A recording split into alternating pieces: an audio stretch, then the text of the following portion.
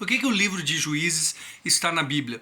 Se você já percebeu, se você tem familiaridade com a Bíblia, o livro de Juízes é um monte de história assim, meio absurda, né?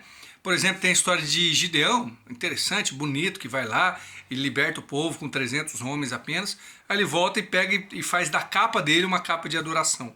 Você tem Jefité, que no campo de batalha faz uma promessa que vai sacrificar quem receber ele de volta, e quem recebe a sua filha, e 2 meses depois ela é morta, muito provavelmente. E você tem o Sansão, que é um proto-messias aí, um Superman da Bíblia, fortão, mas que quebra todas as partes do voto de nazireado e morre assim, cumprindo sim, matando os inimigos, mas morre de uma maneira muito trágica e triste.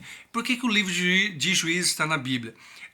Eu quero dizer um motivo que ele não está, tá? Antes de explicar um pouco mais.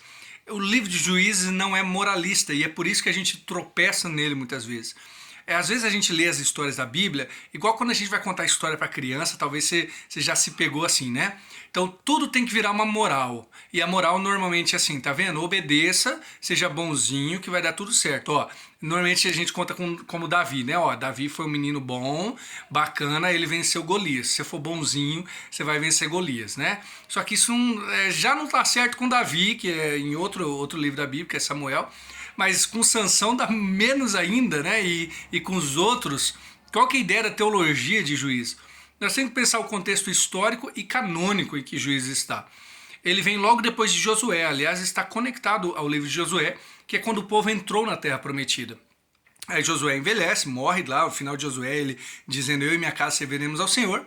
E o povo começa a se misturar com a cultura cananita ali ao redor. Não vou explicar, mas era uma cultura muito cruel, muito terrível e idólatra, segundo os termos bíblicos, né? E eles se misturam, e aí sofrem, oram, pedem a Deus, Deus manda um juiz, um libertador, que é essa a ideia do juiz, é um guerreiro libertador. Aí eles são livres. Aí depois eles pecam de novo, aí são castigados, oram, são livres. Tarará, essa é a ideia do juiz, tá? Mas cada vez que isso acontece é como se fosse um ciclo para baixo, uma espiral para baixo. Eles vão se misturando cada vez mais com a cultura. Para você ver, um dos primeiros juízes é Débora, que é uma profetisa.